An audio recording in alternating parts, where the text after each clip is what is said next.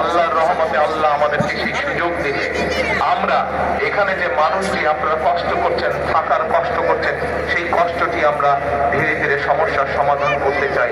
এখানে উঁচু উঁচু বড় বড় আমরা বিল্ডিং করে নিতে চাই আল্লাহর রহমতে, এবং এইখানে যে মানুষগুলো থাকেন তাদের নাম রেজিস্ট্রি করে আমরা প্রত্যেকটি ছোট ছোট ফ্ল্যাট করবো এবং সেই ফ্ল্যাটগুলো তাদের নামে আমরা দিতে চাই।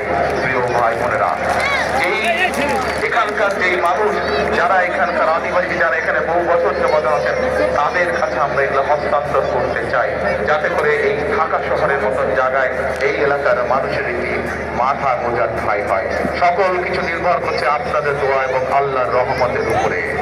আপনারা কি দোয়া করবেন আল্লাহ কি আমাদেরকে সেই রহমত দেবে? ইনশাআল্লাহ। আমরা জানি এখানে আপনাদের যে সন্তানরা আছে তাদের এখানে লেখাপড়ার সমস্যা আছে। আল্লাহ যদি রহম করেন আমরা এখানে চাই সুন্দর বাচ্চাদের জন্য শুধু স্কুলের গঠন করবো তা না, স্কুলের পাশাপাশি তাদের খেলাধুলার যাতে পরিবেশ থাকে, খেলাধুলার জন্য যদি মাঠ থাকে, সেই ব্যবস্থাও ইনশাআল্লাহ আমরা এখানে করতে চাই।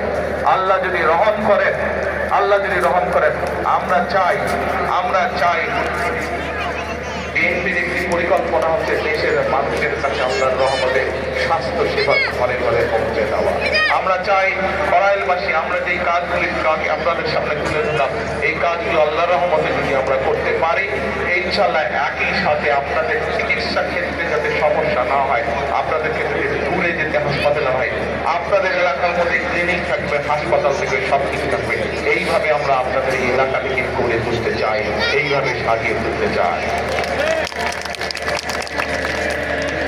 এখন প্রিয় ভাই বোনেরা, এই কাজগুলো করতে হলে দুটো বিষয় দরকার। এক, আপনাদের দোয়া, আল্লাহর কাছে হাত তুলে দোয়া করতে হবে যাতে যেই কথাগুলো আপনাদের জন্য, যেই কাজগুলো আপনাদের জন্য করতে চাইছি সেই কাজগুলো করার জন্য যাতে আল্লাহ আজকে আমাদের রহম করেন।